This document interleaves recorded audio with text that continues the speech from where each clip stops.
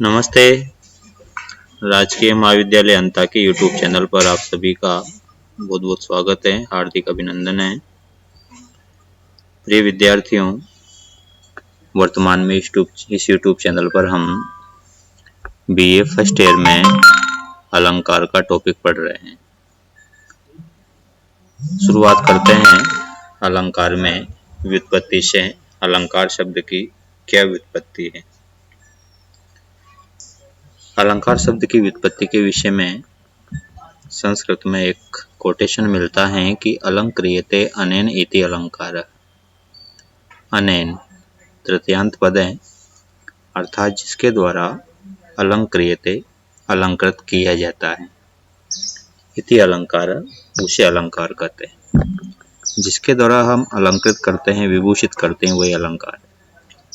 लेकिन अलंकृत किसको करते हैं? उसका उत्तर होगा काव्य को। जिसके द्वारा काव्य को विभूषित किया जाता है वह अलंकार कहलाता है। अलंकार शब्द का प्रकृति प्रत्यय यदि करते हैं तो यह 3 अवयवों से निर्मित पद है। अलम, यह इसका उपपद है, धातु के पूर्व में लगने वाला पद है। क्री धातु है और गय प्रत्यय। अलम एक अवयवी है। इन तीनों से मिलकर शब्द बना है अलंकार। आचार्य दंडी ने अपने लक्षण ग्रंथ काव्यादर्श में अलंकार का लक्षण इस प्रकार बताया है। काव्य शोभाकरान धर्मान अलंकारान प्रचेक्षते। अर्थात काव्य शोभाकरान धर्मान, काव्य की शोभा बढ़ाने वाले धर्मों को अलंकारान प्रचेक्षते, अलंकार कहते हैं। जो धर्म, जो विशेषताएं, जो गुण काव्य की शोभा बढ़ाते हैं वे अलंकार कहलाते हैं। आचार्य मम्मट ने भी अपने लक्षण ग्रंथ काव्य प्रकाश में अलंकार का लक्षण दिया है। उपकुर्वन्ति तम संतम यंग द्वारेण जातुचित हारादिवद अलंकारास्तेनोप्राशोपमादय। इसके अनुसार ये, अर्थात जो तम संतम अंग द्वारेण उपकुर्वन्ति, तम अर्थात उसको, काव्य को अंग द्वारेण, अंग रूप में, अंगी रूप में नहीं, अंग रूप में। अंगी का अर्थ होता है मुख्य, अंग का अर्थ होता है गौण। जो गौण रूप में तम, उस काव्य को उपकुर्वन्ति, उपकृत करते हैं। गौण रूप में उसका उपकार करते हैं, मुख्य रूप से नहीं। ध्यान रहे, काव्य का जो मुख्य तत्व है वो रस है। अलंकार इसका गौण तत्व है।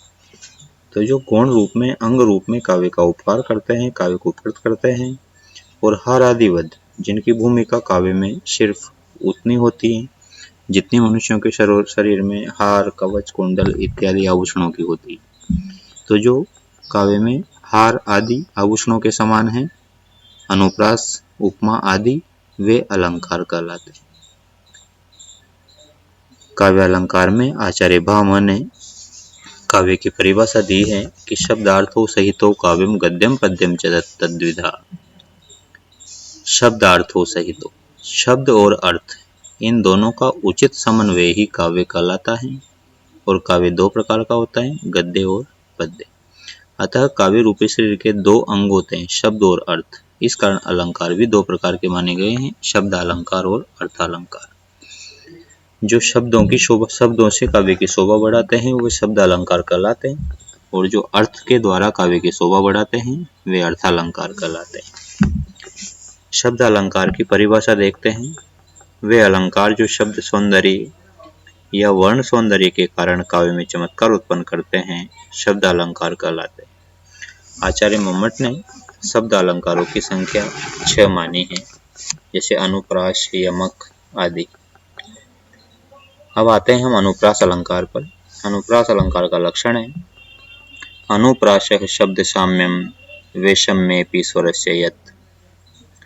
शब्द साम्यम अनुप्रास है, शब्दों की समानता ही अनुप्रास है।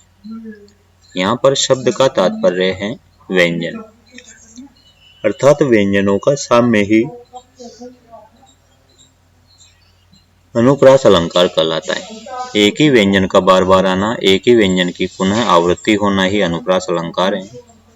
लेकिन स्वर से वैषम्य अपि, स्वर की विषमता होने पर भी, क्योंकि व्यंजन की आवृत्ति होगी तो व्यंजन में स्वर भी विद्यमान रहता है। बिना स्वर के व्यंजन का उच्चारण संभव नहीं।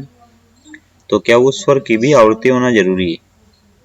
इसके जवाब में कहा है कि स्वरस्य वैषम्य अपि, स्वर की विषमता होने पर भी, अर्थात स्वर की आवृत्ति होना अनिवार्य नहीं। जैसे क क क क क ये अनुप्रास है, लेकिन क का की कु के कई ये भी अनुप्रास है, क्योंकि व्यंजन तो एक ही है, भले ही स्वर भिन्न भिन्न हो। इसलिए इसके नीचे कहा है इसकी व्याख्या में कि स्वर वेसादृश्येपि व्यंजन मात्र सादृश्यम अनुप्रास। स्वर वेसादृश्येपि, स्वरों की असमानता होने पर भी व्यंजन मात्र सादृश्यम, केवल व्यंजन की समानता अनुप्रास अलंकार कहलाता है। स्वर भिन्न हो सकता है, मात्रा भिन्न हो सकती है, किंतु व्यंजन वही रहना चाहिए। उसी व्यंजन की, एक ही व्यंजन की 2 या 3 बार आवृत्ति होना अनुप्रास अलंकार कहलाता है। लेकिन वह जो आवृत्ति है वो रसानुकूल होनी चाहिए। सच रसानुकूल वर्णानाम प्रकर्षण न्यास, रसानुकूल वर्णों का प्रकर्ष, विशेष रूप से न्यास, विशेष रूप से जमावट, संरचना, रसानुकूल वर्णों की विशेष संरचना ही अनुप्रास अलंकार कहलाता है। अब इसका उदाहरण लेते हैं अनुप्रास अलंकार का। अनुप्रास अलंकार के 5 भेद होते हैं: छेकानुप्रास, श्रुत्यनुप्रास, वृत्त्यनुप्रास, अंत्यानुप्रास और लाटानुप्रास।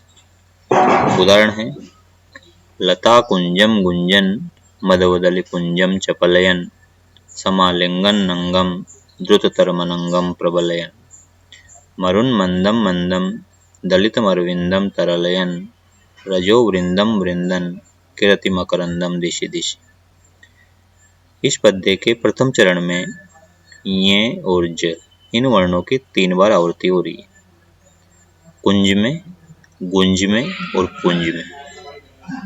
उसी प्रकार द्वितीय चरण में ङ और ग, इन वर्णों की 3 बार आवृत्ति हो रही है, समालिंग, लिंग शब्द में, अंग शब्द में और फिर अंग शब्द में आ रहा है। उसी प्रकार तृतीय चरण में न और द, इन 2 वर्णों की 3 बार आवृत्ति है, मंदम मंदम और अरविंदम। और चतुर्थ चरण में भी न और द वर्णों की 3 बार आवृत्ति है, वृंदम, वृंदन और मकरंदम। इन 3 शब्दों में नकार और दकार की 3 बार आवृत्ति हो रही है, इस कारण इसमें अनुप्रास अलंकार है। एक और इसका एक अच्छा उदाहरण है: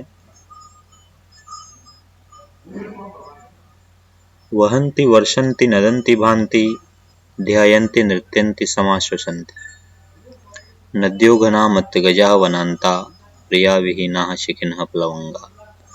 इसकी प्रथम पंक्ति में अनुप्रास है, वहन्ति, वर्षन्ति, नदन्ति, भान्ति, ध्यायन्ति, नृत्यन्ति, समाश्वसन्ति। नकार और तकार की 7 बार आवृत्ति हो रही है, इस कारण इसमें अनुप्रास अलंकार है। तो ध्यान रहे, अनुप्रास अलंकार में एक शब्द की भी आवृत्ति हो सकती है, लेकिन उन शब्द का अर्थ समान होना चाहिए। अगर अलग अलग अर्थ है, एक ही शब्द 2 बार आ रहे हैं, दोनों बार अर्थ अलग अलग है, तो यमक अलंकार होगा। जैसे मंदम मंदम आया तृतीय चरण में अनुप्रास अलंकार के पहले उदाहरण में, तो मंदम मंदम शब्द तो एक ही शब्द की आवृत्ति हो, लेकिन दोनों बार अर्थ इसका एक ही है, तो अनुप्रास होगा। यदि अर्थ अलग अलग होता तो फिर इसमें यमक अलंकार होता। तो अनुप्रास अलंकार का मुख्य जो संबंध है वो व्यंजन से है। व्यंजन की आवृत्ति होना चाहिए, उस व्यंजन में जो स्वर है उसकी आवृत्ति हो तो अच्छी बात, और नहीं हो तो कोई बात नहीं, लेकिन उसकी आवृत्ति अनिवार्य नहीं। सभी अलंकारों में अनुप्रास अलंकार मोस्ट है, अधिकतर इसका प्रयोग होता है। चाहे हिंदी की रचनाएं हो, संस्कृत की रचनाएं हो, काव्य सौंदर्य के लिए अनुप्रास अलंकार काफी प्रचलित है। सभी कवियों ने लगभग अनुप्रास अलंकार पर ध्यान दिया है, यद्यपि ये एक शब्द अलंकार है, अर्थ अलंकार नहीं है। पद्य के अर्थ में ये कोई परिवर्तन नहीं करता, न उसके अर्थ में ये रोचकता लाता है। ये केवल पद्य दिखने में कैसा है, उच्चारण में कैसा है, उच्चारण में जो पद्य की लय है उस लय में ये सौंदर्य का आधान करता है, उसमें और ज्यादा सौंदर्य पैदा कर देता है, उस लय को और अच्छी और चमत्कृत कर देता है। इसलिए इसको शब्द अलंकार की श्रेणी में रखा गया है।